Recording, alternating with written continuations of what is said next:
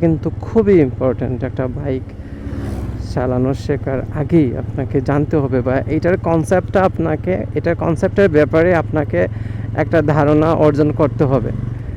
So বাইকের brake is very crucial part of your riding, because of যখন আপনি break সম্পর্কে যদি আপনি কিছু না জানেন, বা কীভাবে বাইকটাকে কন্ট্রোল করতে হবে সেই বিষয়টা যদি আপনার আয়ত্তে না থাকে, তখন আপনি একটা প্রবলেমের সম্মুখীন হতে পারেন।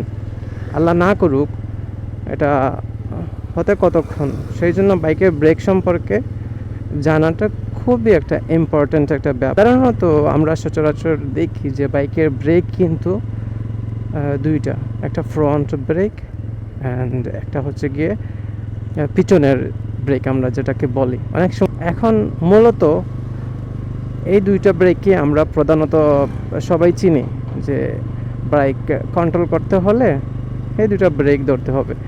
কিন্তু এই দুইটার পাশাপাশি আরেকটা ব্রেক আছে, যেটা হচ্ছে গিয়ে engine brake, which is very important. Engine ব্রেকটা কারণ হচ্ছে গিয়ে ইঞ্জিন ব্রেকের মাধ্যমে আপনি অনেক সময় আপনার বাইকে অনেক খারাপ পরিস্থিতি থেকে কন্ট্রোলে আনতে পারেন ইঞ্জিন ব্রেকটার মাধ্যমে। অ্যান্ড ধরেন আপনি একটা খুবই পিচ্ছিল রাস্তায় আপনি যাইতেছেন, কিন্তু ওই জায়গাটাতে আপনি যখন সামনের ফ্রন্ট ব্রেকটা ধরবেন, চাকাটা স্লিপ করবে, তারপর কন্ট্রোল হয়ে যাবে। অ্যান্ড এবার এগুলো আর কি ধরতে আপনাকে একটু পদ্ধতি অবলম্বন করতে হবে। হুটহাট করে ব্রেক ধরলে কিন্তু দুর্ঘটনা হয়ে যাওয়ার সম্ভাবনা আছে।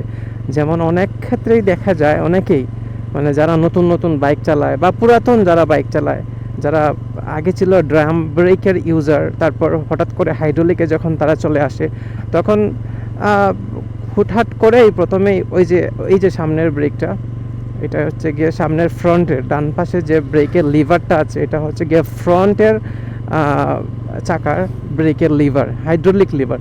তো অনেকেই কি করে যে হুটহাট করেই এই সামনের ব্রেকটা যখন প্রথম তারা বাইকটা চালানো শিখে, তখন হুটহাট করে এই ব্রেকটা খুব জোরে ধরে ফেলে। সেজন্য আসলে এটা হুইলি হয়ে যায়, ধরে ফেললেই হুইলি হয়ে যায়, অ্যান্ড বাইক থেকে পড়ে যাওয়ার পসিবিলিটি 99%। ফার্স্ট হচ্ছে গিয়ে ইঞ্জিনের ব্রেক বিষয়ে আসি। ইঞ্জিনের ব্রেকটা আসলে কি? আসলে ইঞ্জিনের ব্রেকটা আমরা সবাই জানি না যে ইঞ্জিনের ব্রেকটা আসলে কি, এটা কিভাবে কাজ করে। এই বিষয়ে আমরা অনেকেই এটা আসলে আনকনসিয়াস আমরা এই বিষয় নিয়ে। কিন্তু ইঞ্জিনের ব্রেকটা আসলে হচ্ছে গিয়ে যখন আমরা 5-6 নম্বর গিয়ারে থাকি, মনে করেন না আপনার বাইকটা 5 নম্বরে গিয়ারে আছে বা 4 নম্বর গিয়ারে আছে, তখন আমরা মনের বলে অনেক সময় পিছনে বা নিউট্রালের যেদিকে নিউট্রাল হয় অপোজিটে আমরা মনের বলে অনেক সময় হয়ে যায় এরকম, আপনি দেখেন। তখন পিছনে আপনি গিয়ারটা ফেলে দিলেন, তখন কি হয়, বাইকটা একটা হঠাৎ করে ধাক্কা খায় পিছনের দিকে, যে থেমে যেতে চায়। এটাই হচ্ছে কি ইঞ্জিন ব্রেক। কিন্তু সম্ভব মনে করেন হঠাৎ করে এমার্জেন্সিতে আপনি ব্রেক ধরতে চাচ্ছেন, এখন হুট করে যদি আপনি সামনের লিভার সামনের ফ্রন্ট ব্রেকটা ধরতে যান, তাহলে আপনি কিন্তু বাইকটা পড়ে যাওয়ার সম্ভাবনা থেকে যায়। সো প্রথমে ইঞ্জিন ব্রেকটাকে আপনি টাচ করতে হবে। 2 নম্বর হচ্ছে গিয়ে পিছনের ব্রেক। আপনি যখন একটা বাইক কন্ট্রোল করতে চাচ্ছেন বা থামাতে চাচ্ছেন, তখন আপনি পিছনের ব্রেকটা প্রথমে, ইঞ্জিন ব্রেক তো প্রথম নাম্বার, 1 নাম্বার, হ্যাঁ। তারপর পিছনের ব্রেকটা আপনি আস্তে আস্তে ধরবেন, হচ্ছে কি না এটা একটু লক্ষ্য রাখবেন। তো পিছনের ব্রেকটা যদি আপনার ধরতে পারেন, তাহলে হয়তো অনেক সময় বাইকটা কন্ট্রোল হয়ে যায়। অ্যান্ড লাস্টলি হচ্ছে গিয়ে ফ্রন্ট যে ব্রেক আছে, এটা কিন্তু সবচেয়ে বেশি স্মুথলি কাজ করে সব বাইকের ক্ষেত্রেই। এটা এবিএসের ক্ষেত্রেই, আবার নন এবিএসের ক্ষেত্রেই ফ্রন্টের যে ব্রেকটা, এটা অনেক বেশি স্মুথ কাজ করে। অ্যান্ড লাস্টলি আপনি ফ্রন্টের ব্রেকটা ধরবেন। এখন আসছে ফ্রন্টের ব্রেক অনেকেই এভাবে ধরে, 4 আঙ্গুল দিয়ে খুব ঝুড়ে ধরে। এটা করা যাবে না, 1 আঙ্গুল দিয়ে ধরতে হবে, সর্বোচ্চ 2টা আঙ্গুল দিয়ে আপনি এই ফ্রন্টের ব্রেকটা চাপ দিবেন, সর্বোচ্চ 2টা, হ্যাঁ 2টা এনাফ। 2টা দিয়ে ধরলেই মোটামুটি। অনেকেই কী করে 4 আঙ্গুল দিয়ে খুব জোরে এটা টান দেয়, এটা আসলে দুর্ঘটনা হওয়ার পসিবিলিটি বাড়িয়ে দেয়। এটা যদি করেন তাহলে হয়তো আপনার ব্রেকটা লক হয়ে যেতে পারে।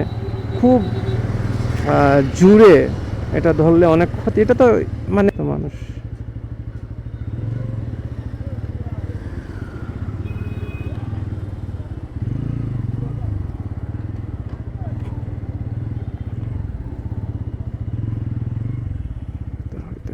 এখানে হয়তো ফুটবল খেলা হচ্ছে, সেই জন্য অনেক মানুষ দেখতে সামনে দিয়ে যায়। এক কাপ চা থেকে খাওয়া যায় কি না।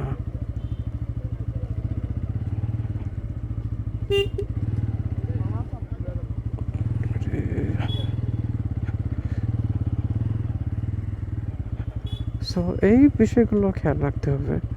একটা বাইকের ব্রেকিংটা হচ্ছে কি ইম্পর্ট্যান্ট, অ্যান্ড অবশ্যই এগুলোর প্রতি যত্নবান হতে হবে। এবং বাইক একটা কিন্তু খুবই ভয়ঙ্কর জিনিস, উপকারী জিনিস, দুইটাই। সো এগুলোর দিকে অনেক বেশি খেয়াল রাখতে হবে। অ্যান্ড অবশ্যই আমার একটু আনকমফোর্ট লাগতেছে আজকে, কারণ হচ্ছে কি আমার ফুল ফেস হেলমেটটা আমি কখনো পরি না, তো সেই জন্য আজকে একটু আনকমফোর্টেবল লাগতেছে।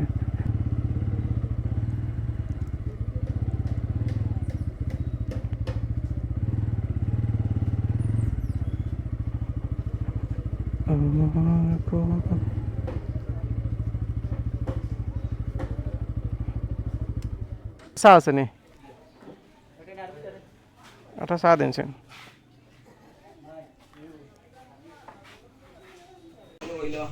চা খাইলাম এখানে, অ্যান্ড এদের সাথে দেখছেন কি করতেছে।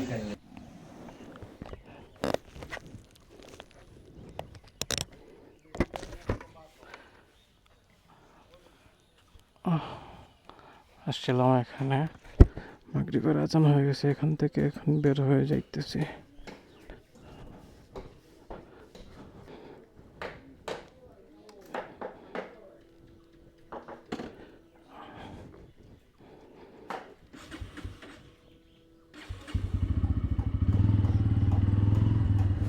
তো এদিক থেকে এখন বের হয়ে যাইতেছি।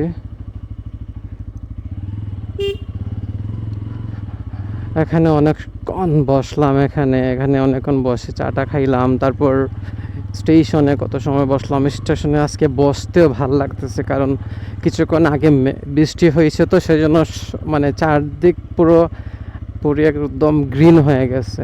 অ্যান্ড খুবই একটা ভালো সময় কাটালাম এখানে। এখন মাগরিবের আজান দিয়ে দিচ্ছে, তো সেই জন্য ভাবলাম যে চলে যাই, কারণ একটু পর আরও যদি কিছু সময় পর এখান থেকে বের হই তাহলে আর ক্যামেরাতে আর ফুটেজগুলো আসবে না। সেই জন্য ভাবলাম যে আবার আপনাদের সাথে একটু কথা বলে যাই। কমেন্টে আপনি জানাবেন কে কী বুঝতে চান। আমি ইনশাল্লাহ চেষ্টা করব আপনাদেরকে কমেন্টে যতটুকু আমি জানি তা বুঝিয়ে দেওয়ার। আসসালামু আলাইকুম হালাল কুবুর মুসলিম আজকে কীরকম একটা মানে ঠান্ডা একটা বাতাস লাগতেছে আমার শরীরের মধ্যে। বৃষ্টি হয়েছে তো কীরকম একটা শীতের দিন ফিল পাইতেছি। যদিও আমার গায়ে ফুল হাতা জামা, কিন্তু তারপরও কীরকম একটা শীত ভাইবস দিতেছে। আপনাদের সাথে এই কিছু শেয়ার করলাম, হয়তো আপনাদের কারো ভালো লাগতে পারে। যদি কারো ভালো লেগে থাকে একটা লাইক দিয়েন, একটা কমেন্ট দিয়েন, যে আমাকে জানাইয়েন যে আপনারা কি ব্রেক সম্পর্কে এই বিষয়গুলো আপনারা আগে থেকে জানতেন নাকি এখন জানলেন, সেটা জানাইয়েন আমাকে কমেন্টসের মাধ্যমে। আপনাদের সাথে আমার কথা হবে এখন থেকে কমেন্টে, ঠিক আছে? অ্যান্ড সাপোর্ট আশা করি সবাই সাপোর্ট করবে। হ্যাঁ, এই তো এটা ক্রসিং দিয়ে দিছে, ট্রেন আসতেছে মনে হয়।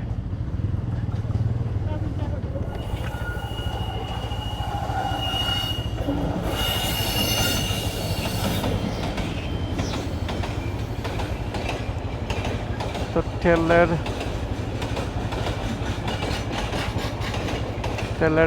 এটা এগুলা